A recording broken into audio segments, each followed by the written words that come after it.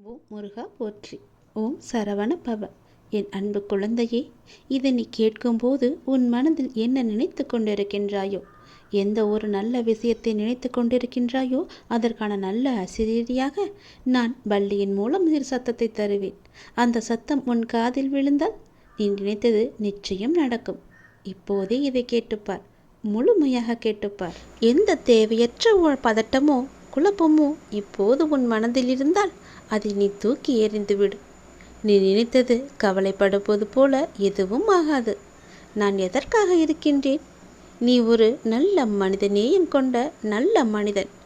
முக்கியமாக என்னுடைய பிள்ளை நீ. சில சூழல்களில் பயத்தால் உன் சிந்தனையானது தடுமாறி போகின்றது.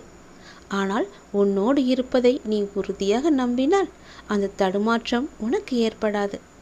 நீ எதிர்பார்த்த அந்த நாட்களை நீ நெருங்கி கொண்டிருக்கின்றாய். இந்த முக்கியமான தருணத்தில் நீ நம்பிக்கை இழக்கக்கூடாது. உனக்கான சில புதிய வாய்ப்புகள் வரும். அவற்றை நீ நன்றாக பயன்படுத்திக்கொள். உன்னுடைய எண்ணத்தில் நேர்மறையோடு அந்த வாய்ப்புகளை நீ எதிர்கொண்டு அதனை வெற்றியாக நீ மாற்றி காமி. இந்த காலத்தில் மற்றவரிடமிருந்து உனக்கு கிடைக்க வேண்டிய உதவிகள் எல்லாம் தானாக உனக்கு தரும். எனவே நீ மனம் தளர்ந்து ஓய்ந்து இருக்காமல் கிடைக்கும் வாய்ப்புகளில் உன் திறமையை வெளிப்படுத்தி அடுத்த கட்டத்திற்கு நீச்சல். எப்போதும் கண்ணீரோடும் கவலையோடும் இருப்பது உன் ஆற்றலை குறைத்துவிடும். எல்லா நாளையும் எல்லா நேரத்தையும் உற்சாகமாக செயல்பட்டு கொண்டே இரு. ஒவ்வொரு நொடியையும் நீ உற்சாகமாக வைத்துக்கொள். நீ உற்சாகமாக சில காரியங்களில் ஈடுபடும் போது அதற்கான ஆற்றலும் பலனும் 2 மடங்காக உனக்கு கிடைக்கும். படைத்தவனை வந்து பாடங்கள் எடுத்தாலும் புத்தியை இழந்தவனுக்கு நான் சொல்வது புரிவதில்லை. பாவங்கள் என்னும் பாதையில் பயணத்தை நிறுத்தாமல் போய்கொண்டே இருப்பான். பல முறை பல கைகள் தடுத்தாலும் நீ யார் என்ன தடுப்பதற்கு என்று போய்கொண்டே இருப்பான். அங்கே கஷ்டம் நிறைந்ததாக இருக்கும்.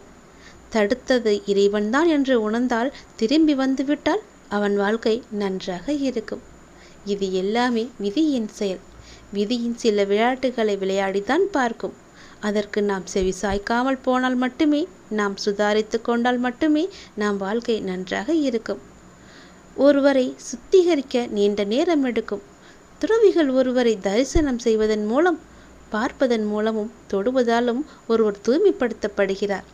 அப்படியென்றால் நீ என்னை வந்து ஒரே ஒரு முறை பார்த்துவிட்டு என்னை தொட்டுவிட்டு எனக்கு மிகவும் பிடித்த ரோஜா மலரை வாங்கி என்னை அலங்கரித்து அழகுப்பார். உன் வாழ்க்கையில் ஏற்பட்ட தடைகள் எல்லாவற்றையுமே நான் அகற்றி காமிக்கின்றேன். இதை நீ கேட்டுக்கொண்டிருக்கும் போதே வள்ளியின் சத்தம் உனக்கு கேட்கும். அப்படி கேட்டுவிட்டால் நீதான் புண்ணியசாலி, அதிர்ஷ்டமானவன். துன்பம் எல்லாம் உன்னை விட்டு போகிறது என்று அர்த்தம். சந்தோஷத்தில் நீ துள்ளி குதிக்கப் போகின்றாய் என்ற அர்த்தம். நான் சொல்வது போலவே நீ என்னை வந்து பார்த்துவிட்டு உடனே செல். நல்லது நடக்கும்.